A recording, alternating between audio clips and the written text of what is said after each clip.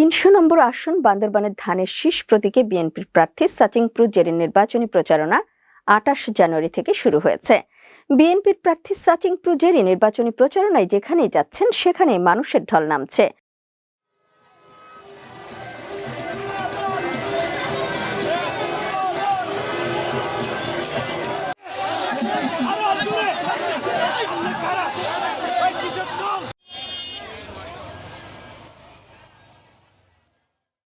একত্রিশে জানুয়ারি বিকেল ৩:৩০টার সময় আলীকদম উপজেলা বিএনপির উদ্যোগে বাজার চত্বরে ৩০০ নম্বর আসন বান্দরবানে বিএনপির মনোনীত প্রার্থী সাচিং প্রুজেরির সমর্থনে আয়োজিত নির্বাচনী জনসভায় আলীকদম উপজেলা পরিষদের সাবেক চেয়ারম্যান আবুল কালামের সভাপতিত্বে উপস্থিত ছিলেন বান্দরবান জেলা বিএনপির আহ্বায়ক ও বিএনপি মনোনীত প্রার্থী সাচিং প্রুজেরি। বিএনপি প্রার্থী সাচিং প্রুজেরি বলেন, শতকরা ৮০-র উপরে কৃষিজীবী শ্রমজীবী মানুষ, সেটা উঁচু ভূমি বলেন সমতল ভূমি বলেন যত ধরনের করুক সেটা কৃষিকাজে জড়িত। সুতরাং এই যে সবচেয়ে বেশি এই সেক্টর দুইটাকে গুরুত্ব দেওয়া মানে সাধারণ মানুষের হৃদয়ের ভিতর। বান্দরবানে নির্বাচিত হলে সকল সম্প্রদায়কে সঙ্গে নিয়ে সমভাবে উন্নয়নমূলক কাজ করার প্রতিশ্রুতি দেন সাচিং প্রুজেরি। প্রচারণায় পাহাড়ি বাঙালি সম্প্রদায়ের সহাবস্থান ও সম্প্রীতির বার্তা নিয়ে গ্রাম থেকে গ্রামে ছুটে যাচ্ছেন সাচিং প্রুজেরি। নির্বাচনী প্রচারণায় প্রার্থীর সঙ্গে উপস্থিত ছিলেন বান্দরবান জেলা বিএনপির যুগ্ম আহ্বায়ক মশিউর রহমান মিটন, কামলা ইমরো, সদস্য বান্দরবান জেলা পরিষদ।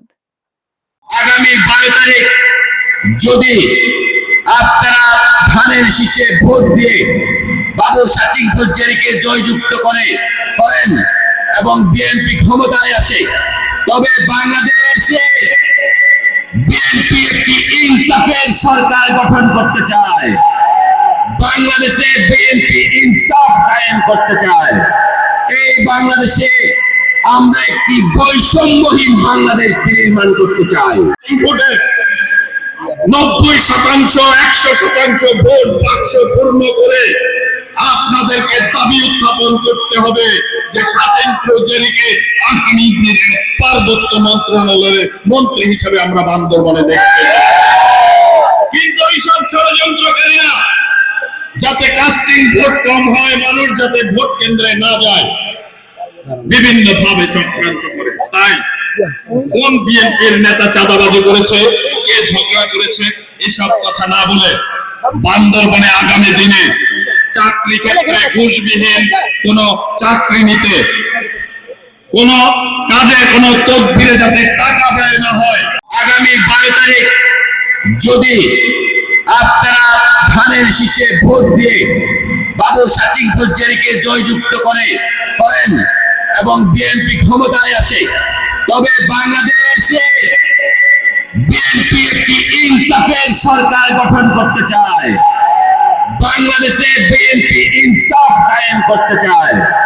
এই বাংলাদেশে আমরা একটি বৈষম্যহীন বাংলাদেশ নির্মাণ করতে চাই।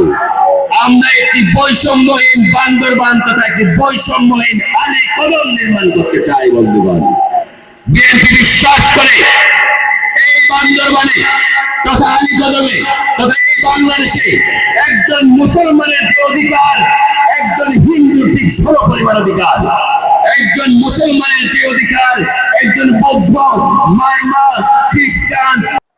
বাংলাদেশ জাতীয়তাবাদী ছাত্রদলের সিনিয়র সহসভাপতি আবু আফসান মোহাম্মদ ইয়াহিয়া, আলীকদম উপজেলা বিএনপির আহ্বায়ক আনসার আহমেদ, বান্দরবান জেলা বিএনপির সদস্য মংকেনু মারমা সহ জেলা, উপজেলা ও ইউনিয়নের সর্বস্তরের নেতা কর্মীগণ উপস্থিত ছিলেন। প্রচারণাকালে সাচিং প্রুজেরি আরো বলেন, উপলব্ধি করা মানুষের সাধারণ মানুষকে একটা অবস্থানে নিয়ে যাওয়া। সুতরাং মানুষ যেন আস্তে আস্তে যেন ওই যে উচ্চবিত্ত মানুষ, মধ্যবিত্ত মানুষ, নিম্ন মধ্যবিত্ত মানুষ, এই যে প্রান্তিক জনগোষ্ঠী যেন একটা স্টেজে চলে আসে, তাহলে এই যে ভারসাম্য বৈষম্যেই এই কথাবার্তা সেটা অনেক বেশি প্রশমিত হবে। সুতরাং এটার পাশাপাশি খেলাধুলার ব্যাপার আছে, এটার পাশাপাশি স্বাস্থ্যের ব্যাপার আছে, সমস্ত কিছু আছে, কিন্তু কেন্দ্রবিন্দু হচ্ছে ওটা। সুতরাং মা বোন যারা আসছেন, আপনারা হয়তো মনে করবেন যে এটাকে আরো কদিনে চিন্তা করেন। আমার কথা না, 31টা দফা যেটা আছে দয়া করে সেটা আপনার শিক্ষিত আত্মীয় স্বজন ভাই বোন আপনারা একটু বলবে যে আমাকে একটু পড়ে শোনাতো, আমি একটু পরিষ্কার হতে চাই। আলীকদমবাসীর উদ্দেশ্যে তিনি আরো বলেন, পাহাড়ি আর বাঙালি আমরা সবাই এই অঞ্চলের মানুষ।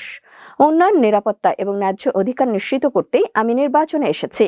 বিএনপি তথা আমি নির্বাচিত হলে জেলার বৃহত্তর লামা উপজেলার সমস্যা ও সম্ভাবনা নিরসনে প্রথম কাজ শুরু করব। দুর্গম এলাকার মানুষের কষ্ট আমি ভালোভাবেই জানি। পথসভায় নেতাকর্মী ও সাধারণ মানুষের স্বতঃস্ফূর্ত উপস্থিতি লক্ষ্য করা যায়।